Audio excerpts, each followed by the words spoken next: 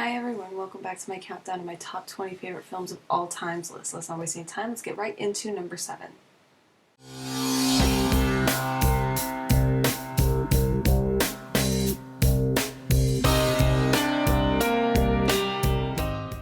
Number 7. WALL-E. Basically continuing the idea that I have like a favorite film from specific companies or directors or stuff like that. WALL-E is my favorite from Pixar. Probably the closest that I could say that would come in terms of second place of Pixar would probably be Ratatouille. And I know a lot of people really like Finding Nemo or they like The Incredibles, but for some reason I really liked Ratatouille and I liked WALL-E even more. WALL-E, I think, is an extremely charming film. It's one of those films where it's not really explicitly a family film that has more adult concepts, kind of like The Incredibles does, and it's not really a kids' film that is expressly, kid-themed story. You have a good combination of the fact that well, this is very much sort of a universal story. It doesn't necessarily need to be aimed at one particular audience in terms of family films in general. It's just a generally very charming and interesting movie. Probably one of the biggest things people will say over and over again is the fact that the first half of the movie basically is done without sound, without dialogue.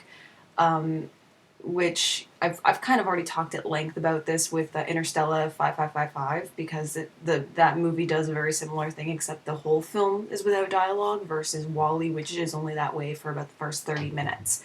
But I think the reason I like WALL-E more in terms of that is because there is this sort of genuine time spent with these characters between Eve and WALL-E that you can understand that despite the fact that these are technically inanimate objects, these are robots, they don't technically have emotions or feelings, and yet you are basically watching a love story between robots, and it's so incredibly adorable and charming to see that happen on screen without really it feels instinctual. It doesn't feel like as if it's forced or contrived through bad dialogue or bad writing that they have to explain why robots have feelings. You just kind of accept it as part of what's going on in this universe, which I'm totally okay with. And also similarly to Princess Mononoke, again, if you're going to do an environmental message, WALL-E and Princess Mononoke are kind of the ways to do it.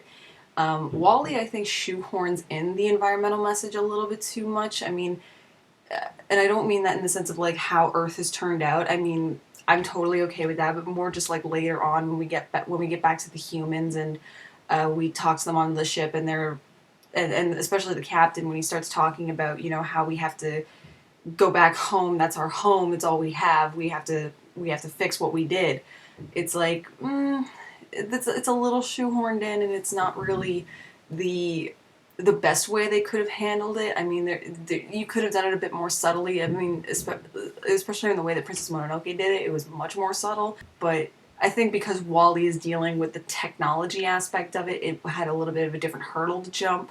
So, I mean, I don't hate it that much. I just don't like exactly how that was handled.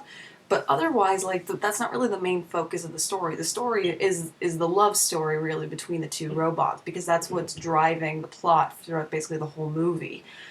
Even the ending climax. I mean, the ending climax in the film is not related to specifically Earth. I mean, when we have a climax and sort of a time is of the essence thing, that's not really the issue. Wasn't getting back to Earth because they could take as long as they wanted to get back to Earth. It wouldn't really matter. The fact is that WALL-E's dying, and the only thing that can save him is back on Earth. So they have to get there as fast as possible to save him. So it makes total sense. The plot is driven by these two really cute, adorable robots. And again, it's just sort of one of those things where it's like Pixar is so good at coming up with concepts that are more out of the box than what other people are doing. I mean, who would honestly think of doing a love story between robots that throws in an environmental message? It's very interestingly done. And it kind of is disappointing because I feel like WALL-E is sort of where Pixar peaked. I mean, sorry, with the exception of Toy Story 3. Toy Story 3 was also a brilliant Pixar film. But I feel like WALL-E was sort of the last good original idea that Pixar has had, because after that we had Toy Story 3, which technically isn't original because it's a sequel, but the story was really good and it continued the story appropriately, which is why I love the third one so much. I actually like the third one more than the second one. I know some people are like, no, I like the second one. I like the third one more. I love the third one way more. But then we also had Brave, and I know I included Brave on my top 9 countdown of 2012, which unfortunately YouTube took down because I used the trailers in order to express which movies I liked. So I gotta figure something out for that. But it kind of disappointed me when Brave won the Oscar for Best Animated Picture, because despite the fact I hadn't seen any of the other animated movies this year, like Brave was the only movie I had seen from the animated feature category. I didn't see Wreck-It Ralph, I didn't see Paranorman, I didn't see Frankenweenie, and I didn't see Pirates. You know, so realistically, my only basis for comparison was the fact that I had seen Brave. But even I knew that Brave was not the best that had come out this year. People across the board had told me that Paranorman was better, Wreck-It Ralph was better, Pirates was better. Frankenweenie. Okay, no, I didn't hear too much about Frankenweenie, but like at least 3 other films I had heard were far better than Brave, and it shocked me that Brave took it, because if there was one Pixar film that I feel did not deserve to get the Oscar, it would be Brave. I mean, for the most part, it was good.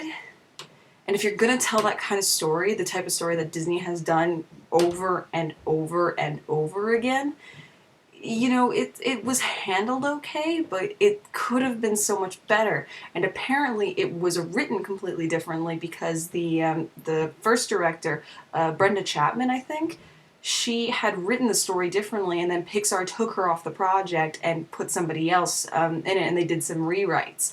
So that kind of explains a lot as to why the plot does sort of seem to be hackneyed a little bit, because there does seem to be this sort of weird separation between one story and another, which is so weird because Pixar is usually so solid with their story and so solid with their plots.